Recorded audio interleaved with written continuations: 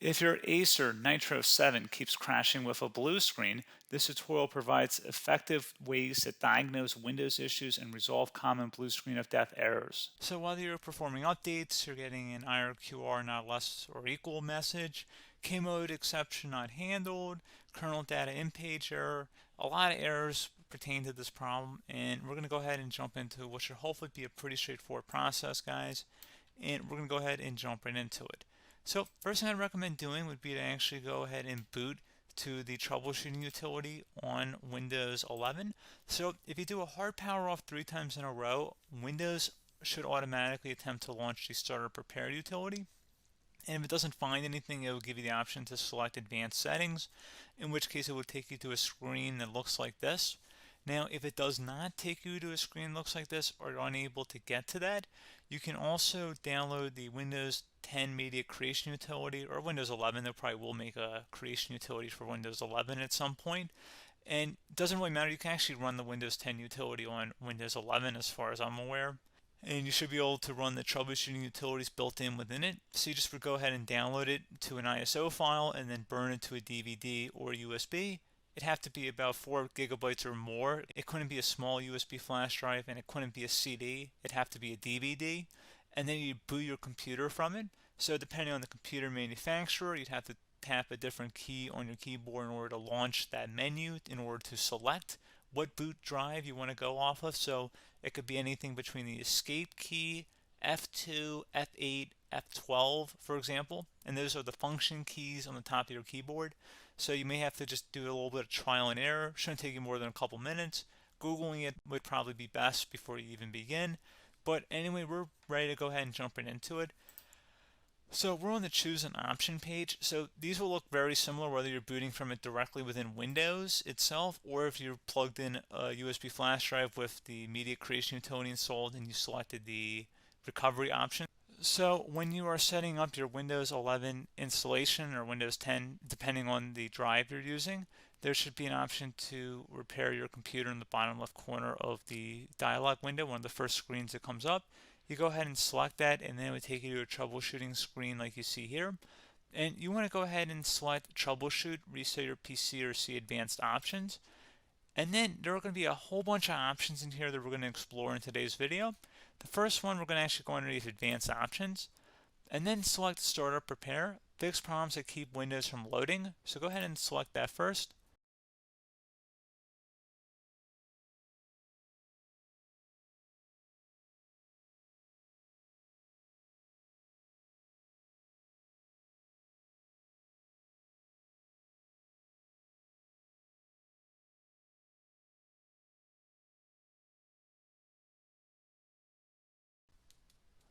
Okay, so you can see it could now repair our PC. That was our first option we could try. Something else, if we go back into advanced options here and then select troubleshoot, we're going to go underneath advanced options again. You can go ahead and actually access safe mode by selecting startup settings. And then if you select the restart button, you have the option on the screen select safe mode with networking, which will give you a key on the screen. It'll tell you which key to press to enter that. I believe it's the F7 key. It'll do that for you. I'm not going to go over that in today's tutorial because I don't really want to go into safe mode, but you're more than welcome to attempt that by going into here and then selecting restart. Again, it'll launch another screen. It'll say what key do you want to press, and it'll give you like 7 or 8 different options, and you want to select safe mode with networking. There's also an option for a command prompt too, but that's going to be something we're going to cover later in this video, and we don't even have to go through that in order to access it. So that's why I'm not going to really push for that, because unless you know exactly what's causing the problem, you probably don't need to go into safe mode. Unless you're trying to recover files, in which case then you definitely can go into safe mode, but we're trying to actually recover our computer here. So I hope that makes sense. Something else we can also try here as well would be to uninstall updates, remove recently installed quality or feature updates from Windows. So if you go ahead and select that, you can uninstall the latest quality updates, which generally is the more day-to-day updates. Feature updates are the less regularly released ones, like the big ones. I would equate it to service packs in like Windows 7 and Windows Vista and Windows XP. So larger updates that occur once or twice a year at most. And the quality updates are more just a regular update. So Probably obviously depend, it'll take longer if you're going to try and uninstall the latest feature update versus quality update, and maybe you don't need to go back that far. So just giving you guys a couple pointers with that. Something else you can also look at here, and we're going to jump into the command prompt in a little bit, but you can select system restore, which will use a restore point recorded on your PC to restore Windows. And this is something I would highly recommend here, guys. So select next. Assuming you have a restore point saved on your computer, you go ahead and select the most recently created one, and you'll select next, and then you'll select the drive. You shouldn't actually have to select the drive. You can scan for affected programs, but we're going to keep it all default here, and then we're going to select finish. So once started, system restore cannot be interrupted. Do you want to continue? I think we're going to select yes. I don't think we have anything better to do on our computer right now, so just give it a moment here to initialize. It will take a couple minutes to run, obviously depending on how large your hard drive is and how much is saved on the system restore point. So just give it a couple minutes here.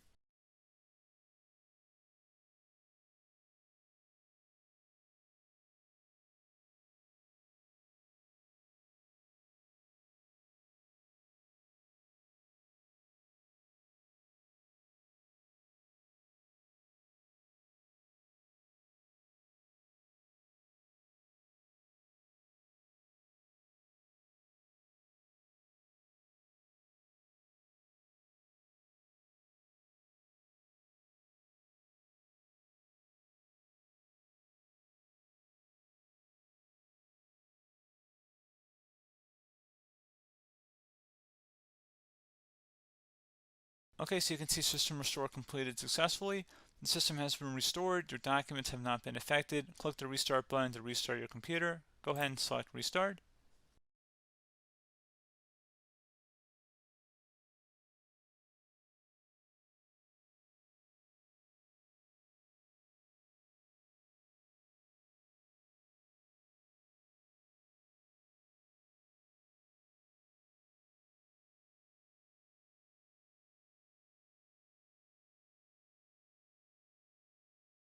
Okay, so you can see the system has been restored successfully.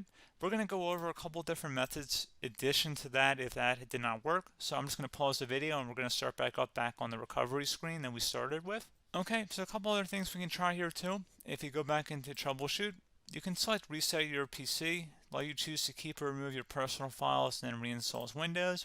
You can select to keep my files, which will remove apps and settings but keeps your personal files. You can also select remove everything, which will remove all of your personal files, apps, and settings. So this is more of a factory reset, the second option here. First option, it should not delete all of your personal files. However, it will pretty much clear most of your programs. And keep in mind, there's no guarantee that your information, number one, is even still available and easily recoverable on your computer to the point that you actually would be able to recover anything. And the second point is that there's always a chance that it won't actually recover and it will just do a factory reset anyway.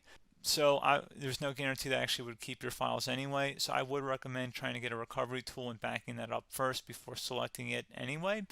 But again, those are a couple different options. And then something else you can try here, if you go back to the choose an option. Another option, if you go underneath choose an option and select troubleshoot, advanced options, and now select where it says command prompt.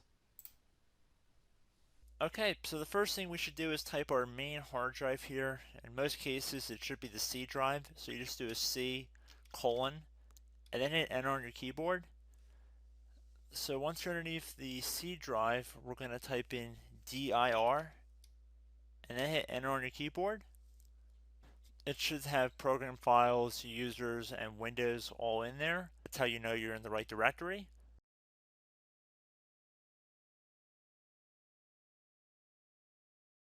In some cases, it might be the D drive as well, so just keep that in mind.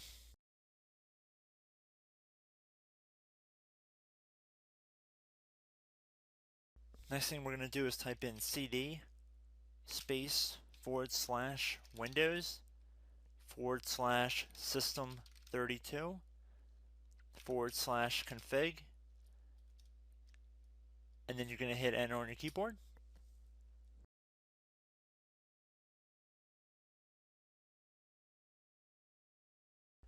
So now you're going to type md space backup If you've seen other tutorials, it might also say to put down MD backup.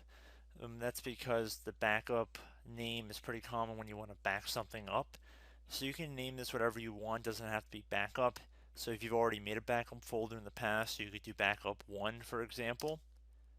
So once you're done setting the name you want the backup to be called, hit enter on your keyboard again.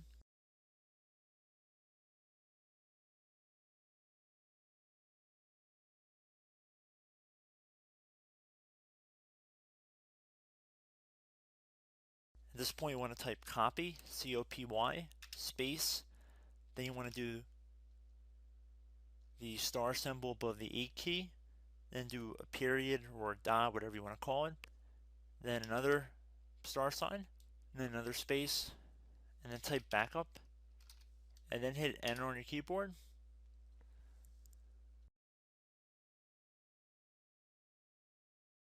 Now you want to type CD reg back, REG BACK, and then hit enter on your keyboard. So now that we are under the reg back, so now you want to type DIR again, and then hit enter.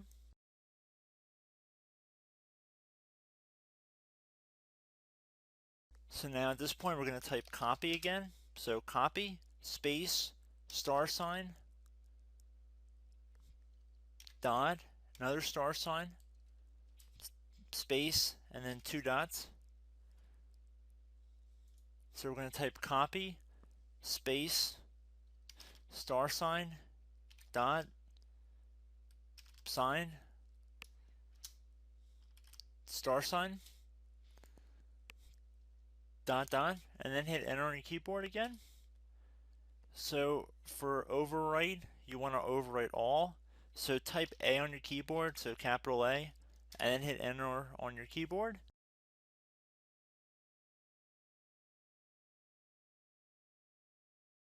So at this point, you should be good to go. You can close out of the command prompt window, and if you accidentally continue to Windows 10, you should be all set.